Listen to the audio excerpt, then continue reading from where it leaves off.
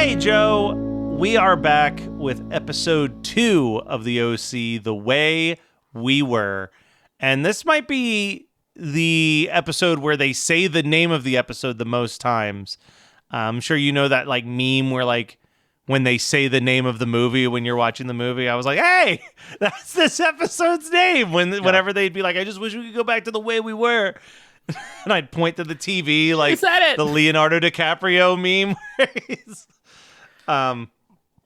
But here we are. This is fun fact. I have been lying to you, Joe. Oh, for the entirety of this show, I have said tell the truth and shame the devil, Matt. Yeah, the only episode I'd ever seen of the OC was the Chrismukkah episode. But deep down in my core, I remembered that my friend Jeff, who loved this show, tried to get me to watch it by showing me this specific episode. I didn't know where the episode was. I didn't know the context. I just remember he showed it to me because of the comic book club subplot. And that's the only thing I retained. I didn't remember a damn thing about this episode, but man, did I remember capes, Faye are kind of cool. Or what happens to the whole Hulk hulks up, everything tears away, but his pants. What's up with that? Like, those two lines of dialogue I have never forgotten. But the rest of it, completely out of my brain. Couldn't even pinpoint it. I would have guessed that this was like one of the first episodes of the first season. Until we recorded the season 1 finale, did I think, oh, I guess the comic book club thing shows up in the next season. But here we are, episode 2. And in classic style, I have less notes, but I liked it a lot more. I enjoyed most of the lightheartedness of this. I am still, and one of my notes I will quote directly, I'm so fucking over Marissa's bullshit. That still stands. If I have to watch, well, I'm sure I'm going to have to watch this for X amount more episodes, but if I have to watch Misha Barton cry about how tough life is and how no one understands what she's going through, Joe, I will punch something. I don't know what. Could be a wall. Could be a dog that I'm dog sitting. But something. Could be your own reflection. Yeah, it might be. But this hand is flying at something. Because she is so absolutely infuriating. Like, I think back to the first couple episodes of this podcast where I was like, fuck Summer. Marissa's the best. Those days are long gone. Yeah. Long gone. Summer is great. Summer has really moved up as a person. She's delightful. She stands up for herself. She's a strong female character. Marissa is a classic damsel in distress bullshit character from the 2000s. Always needing to be saved, and Ryan is the fucking white knight that's always happy to roll in and save her. And it's just this is toxic, Joe. This relationship is a toxic, bad relationship. This is not these people. 2 episodes ago, fucking Summer's like, I mean, Marissa and Ryan, like, they're like the perfect couple. No, they're not. No, they're not. No one likes being around people who are like Ryan and Marissa. They have nothing in common. They have nothing to talk about. And all their life is built on drama and jealousy back and forth. It's so awful. He should have just stayed in Chino with a woman who would at least peel an orange for him. You think Marissa would peel an orange for Ryan? Hell no. No. Marissa can't even like stay sober long enough to peel an orange. No. Here's the thing, right? Is that their relationship in this, and especially like what's playing out over this episode is the embodiment of like one of my favorite lines of dialogue between like characters who have similar relationships and other things, which is like, why do we keep hurting each other? Right? Yes. Like, why do we keep hurting each other? And like, again, not to just jump right into it, but like, it's that moment when Ryan sees her at the Ferris wheel in this episode, and he was like, you you lied right to my face. And he just says it plainly to her. No no pussyfooting around it. It's just like, you lied to my face, and you're not seeing it anymore because now you're like, he saw you kiss, he saw me, and he knows about me, and that's why you're not seeing him anymore. Like, it's just calling her out on all of her bullshit. And again, it's that thing where it's like, Marissa, I really am rooting for I'm rooting for you, but my goodness, you are not doing yourself any favors. No, and even like, let me be clear. Seth isn't great either in this episode at all. But if episode 1, Seth was the most infuriatingly spoiled, like, obnoxious character, then this episode, that role is switched over to Marissa. Yeah. And like, Seth has fallen a little bit more into what he's best at, which is being the like comical sidekick nerd to Ryan. Like, and that's why I think that comic book stuff still, like, I remember it. I vividly remember every moment of that scene where he shows, like Joe, when he shows up and starts talking about clubs with Ryan at the table, I literally was like, "Oh my god, this is it!" like it was like, as soon as that scene. Yeah, like, as soon as that scene happened, I was like, all of it's flowing back to me. I remember this. He's going to show him the piece of paper. It's him. He's drawn like a superhero. He's got like, every bit of it. He's walking around. He's talking to people. They're going to do the club, and it's just the two of them. But then a dude shows up from the water polo team, and he like knows all of his shit about comic books, because like, at the time that my friend got really into this, him and I every Wednesday would go to our local comic book shop, and we would spend hours in there after we got our new comics, like shooting the shit and talking about nerdy bullshit with the comic shop owner, who became a really good friend of mine. I worked for him for a bit in the shop. Like, this was like exactly the same way that when your appreciation of a movie like Clerks really depends on how much you felt like those clerks when you watched that movie. Same with Garden State. I feel like Garden State right now is a movie that gets dragged a whole lot for possibly good reasons, but if you were the right age watching Garden State for the first time when it came out, like, there is this like unbreakable bond that you have with this movie where it felt like it was the first time that someone was expressing the emotions that you had that you weren't able to verbalize for yourself. Yeah. And I can see that with the OC to a certain point. I'm sure that for some people, this teen soap opera captured a vibe of how they felt their high school experience was that like they couldn't put into words themselves. So it was this very exciting thing.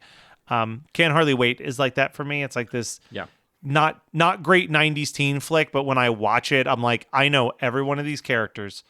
Like, I went to school with every single one of these people. Even her cousin that tries to make out with her. Look, man, it gets wild out here in Delco.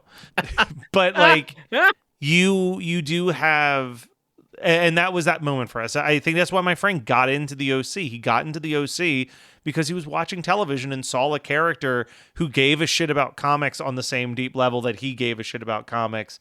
And it was on like a popular primetime show, which was like a rarity at that time. So I get it. Yeah. Doesn't mean that stuff holds up beautifully under a microscope 20 plus years after it aired. But here we are doing this anyway, because, hey, man, YOLO. But yeah, everything with Seth and the comic book stuff is great. Everything with Marissa and Ryan and DJ, the yard boy, is infuriating. And man, before we found out that Marissa was making out with DJ, the yard boy, when she's yelling at him for where his car is parked, and Summer's like, hey, be nice, he's hot. And she goes, he's a yard boy. I was like, fuck you, Marissa.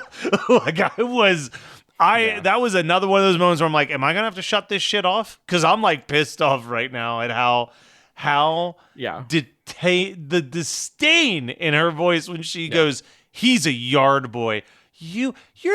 You're dating Raw Dog Ryan from Chino right now, and you're going to shit on this guy? Wildly inappropriate on his end, too, just showing up at the house. Like, it's just, like, everything. I love that Seth calls it out where he's like, maybe you should have called. Like, why are so many people just dropping by someone's house unannounced? This is why millennials and like Gen Z fucking hate, like, don't call me, text me, let me know. Anxiety is a real thing. Yeah. Like, Give me a heads this up. would Hey, I'm not going to fly give you in a today's call. It's culture. nothing serious. No. Yeah. No, not at all. And then we get the Sandy and Caleb storyline that's happening as well, where Sandy's dealing with a very drunk Caleb who is now aware that he is definitely in trouble. Yeah. And the arrest is coming at any second. And man, does it get any sadder than towards the end of this episode when Caleb refers to Sandy as the only friend he has. And you're just like, Sandy Cohen, the man that hates you and that you hate is your only friend. Yeah. Sandy, let's do a quick rundown of how many people Sandy Cohen considers good friends at this point in the show, who when we first are introduced to them, he cannot stand, because we got Jimmy Cooper. Yeah. Now they're best buddies. They Yes. opened a restaurant together briefly. Yeah. And now Caleb. Like, it's just like, this is next level insanity. How I hope that this is another theme, that every single season Sandy Cohen becomes best friends with another person who he's hated for an entirety of a year. It's just like, we get it, Sandy. You are you are the great peacemaker between you and everybody else. It's fine. I mean, I got no complaints. Like I said, this episode was lighthearted enough, minus the Marissa stuff, that I was able to just be like, this is fun. This is what I want out of the OC. I don't need high stakes. I don't need stress. I need two guys who done fucked up with their girls trying to make things right at a carnival. Like, that is my speed, and that's what we get. Actually, probably my favorite line, beautifully shot scene, is they're debating if they're going to go to the carnival, and it's a close-up of Ryan and Seth's face, and Seth says, I mean, we could not go. And then Ryan says, we can't not go. We're already here. And then it cuts to the wide shot of them standing outside the carnival, and I was like, beautifully done. That is a beautifully set up joke and punchline. Well done, OC writers. I mean, I'm gonna pass the mic to you, Joe.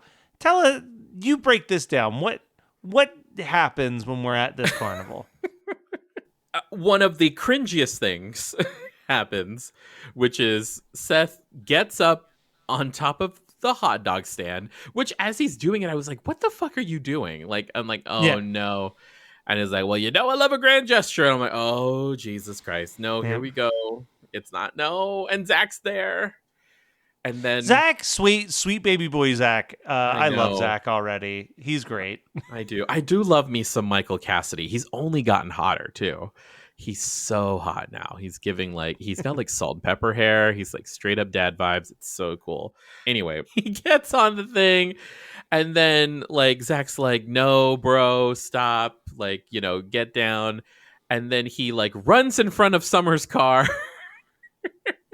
and like he puts his hands out like he's Superman about to stop it with his hands, which I think was like the best pose ever. And then it doesn't end well for him. And no. Yeah. I feel like an equally kind of sad line delivery, but like beautiful at the same time, is that Zach, like, you can tell that Zach really likes Seth. Like, he does not want this to happen, because he's like, he doesn't say like, there's so many ways where he could be like, she said leave her alone, and like be like a real douchebag, but he's just like, Seth, she really doesn't want to talk to you now. Please, can you please just go? Like in like the kindest, like, please don't dislike me. I actually think that you're a great guy. Yeah. And I'm sorry that the three of us are in whatever this situation is. Yeah. But then like, also, Summer gives a fucking phenomenal speech to Seth about how she's always second, where she's like, I dressed up like Wonder Woman for you, and you still picked Anne. And then I was going to be here for you when Ryan had to go, and you would rather run away and mope than be here with your girlfriend. Like, it's like, bam, all of this, why do you think you deserve to be with this girl if you don't actually want to be with this girl? Yeah. Or if you're too fucking like it highlights his selfishness, right? It's that it's Yeah. like besides the fact that he like left Newport because Ryan's not there anymore, which okay, like boo-hoo.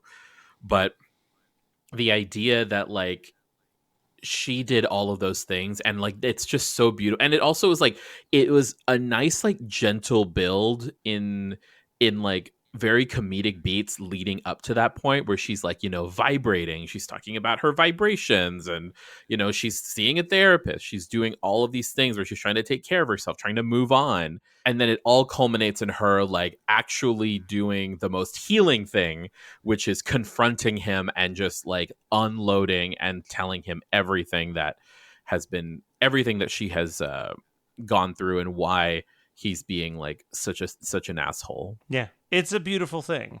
And then, yeah, we get the Ryan and Marissa. We already talked about Ryan confronts Marissa about like, look, if I didn't come back and if you didn't know that there was a chance that we could get back together, you'd still be doing shit with this guy. Like I'm just the thing that you got excited about or whatever. So they go back home. They arrive at the Cohen household, slightly dejected, but not quite as dejected as Caleb is because, man, do the police show up with a arrest warrant and they handcuff Caleb. Sandy says, I'm his lawyer, and I'm guessing that this is the adult bullshit that we get to follow for a couple episodes of the OC while these kooky, horny teens work out all the stuff that they've gotten themselves into this episode. As the case is unfolding and you're learning about like what the DA has on Caleb, have you put together that it's related to the Chrismica episode for this season? For this season coming up? Yeah. Or from last year? No, it's for this current season. Like this. So it's building towards what, like, we're going to get everything in Chrismica is what you're saying? You're going to get like, it's all building to this reveal. All right. I mean, I'm excited for that because I feel like they definitely dropped. I don't think it's an accident that they had Summer mention Chrismica in her speech because unlike season 1, where Chrismica is like episode 13 because we have 7 episodes of summertime. Yeah. We're in the fall. Like we're school is started episode 2.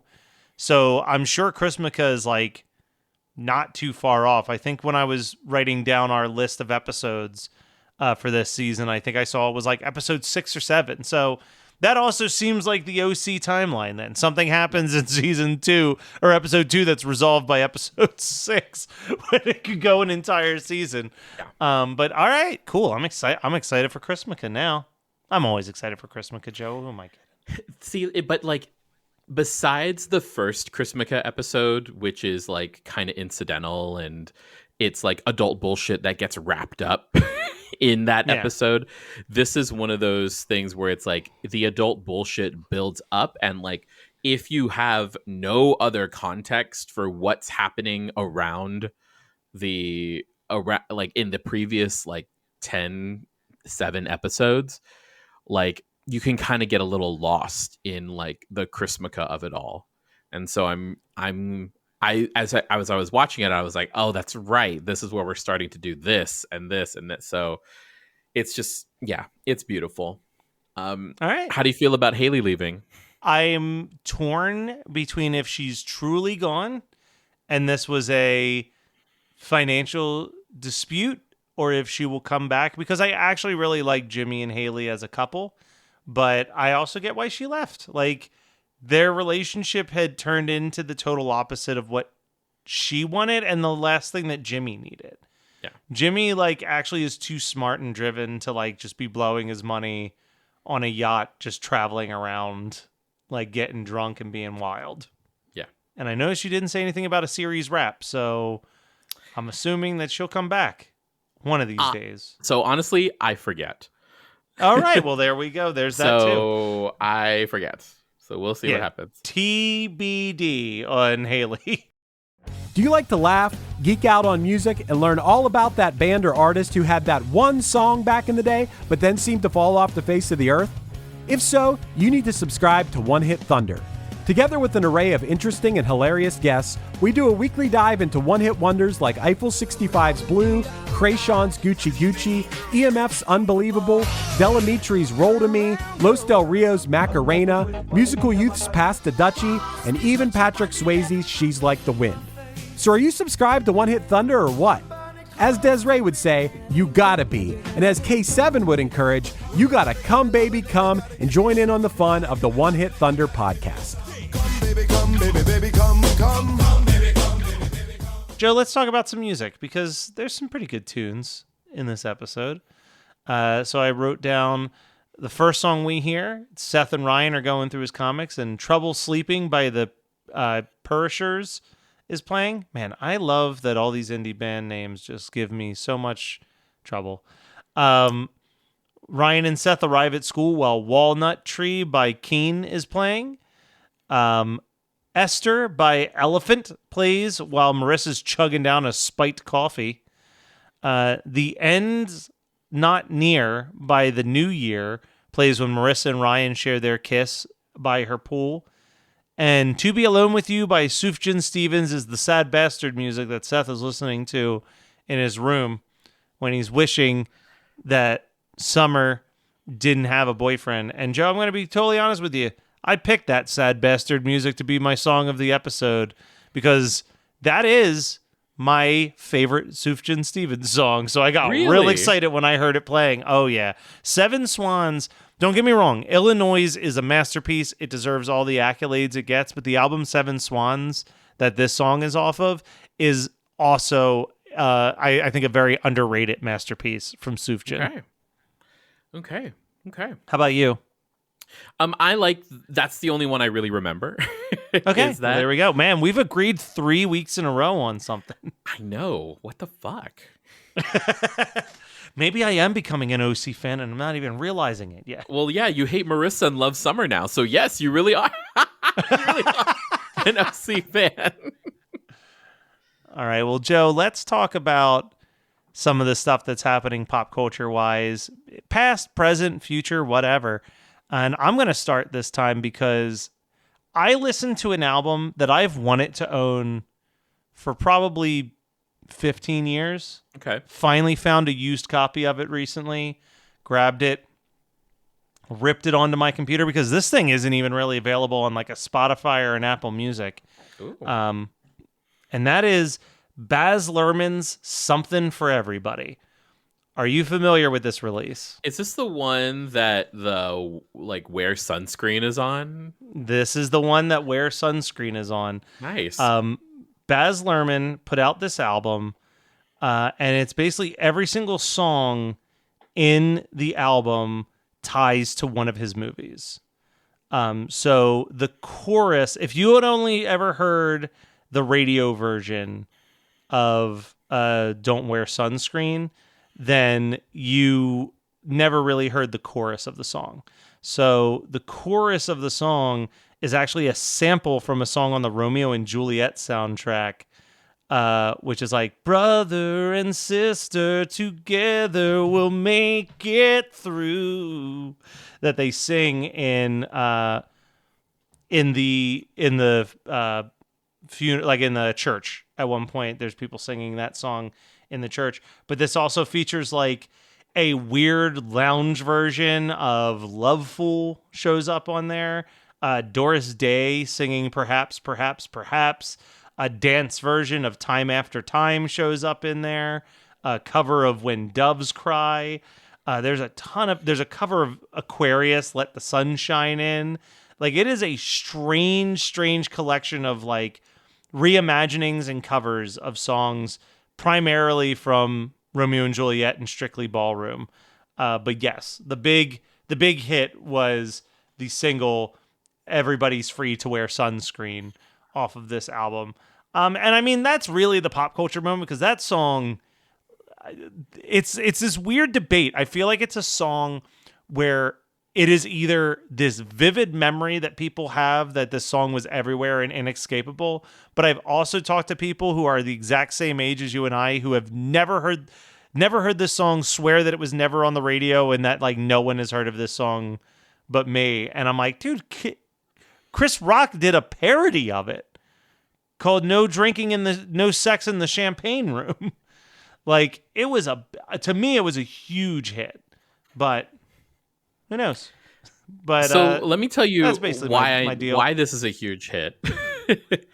And how I know. So I've never heard I never heard the original until many years later. But when I was a kid, I followed this Hawaiian comedian named Frank DeLima, who did a Hawaiian parody version of this called Eat Rice.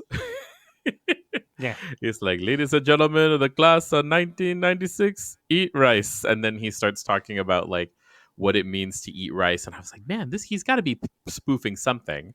And it wouldn't be until I started listening to International Waters on the Maximum Fun Network, where every commencement season it's like a game show, and they do a game where the comedians have to make their own version of this song, but like everyone does it line by line, so it like alternates. Nice. I mean, I'm just looking at the Wikipedia page for the Sunscreen song. It was parodied by Chris Rock. It was parodied on Mad TV. Jiminy Cricket does a version of it for House of Mouse. A parody of it shows up on the King of the Hill soundtrack album called Mow Against the Grain. And there was even a soccer parody of it that was played at the conclusion of the 2010 FIFA World Cup. Damn. So, I mean, yeah, this was like an international hit in a big way. And it's an easy song to make fun of because it's a weird concept. It's a commencement speech with a techno beat underneath it. Sure. But I will tell you that I listen to that song frequently when I'm having a rough day, and it feels like whatever is bothering me, there is a line in that song that picks me up. Sure. Based on whatever is bringing me down at whatever point in my life. So I actually, that's one of my all-time favorite songs. I think that song is beautiful. I think the instrumentation is great. So I'm going to say it's a hit, and maybe I'll force us to do an episode of One Hit Thunder on it soon enough. But Joe, how about you? What is your pop culture thing that you have indulged yourself in? So it's going to be another podcast, which I try not to do because we are. Oh, that's fine. We are podcasts, but I have been a fan from day one of the show Las Culturistas, hosted by Bowen Yang and Matt Rogers. And this year, well, by the time this comes out, it will have already happened. But the last 2 years, they did this like big show called the Culture Awards, where they have like the most like ridiculous like categories for things, and they like give out awards to like everything under the sun. And so like, hold on, let me find it because it is just it's so delicious. So like, I mean, I may need to listen to this because I was just telling someone about their top 10 list of pop culture of all time for their 100th episode, which is one of my favorite podcast episodes ever recorded. And then did you hear the 200 one? No. Yeah, they did one for 200. No, they did the 200 songs of the great like cultural like global songbook, which a lot of it is like aughts pop, like but like here, like they have awards for like they should be an actor award for not an actor but should. The Allison Williams award, the Allison Williams Cool Girl Award, the Education Award for best school subject. Like it's just so funny. So I'm gonna, because you are also a horror person, so I'm gonna I'm gonna send you this because it's so dumb. So they have a award for horror. The award is for scariest moment in history, and the nomination is Hereditary Lil Diva Head Come Off. Oh my god. If nothing else, you need to like listen to them do the like read the awards. It's like 3 different episodes where they're reading like the list of the awards, and it's just so hilarious. It's like Hereditary, little diva head come off. Yes, please send me that link because I will absolutely listen to that episode. And Joe, the other thing I'm going to have to listen to next week is more of these fucking white people's problems on this OC podcast.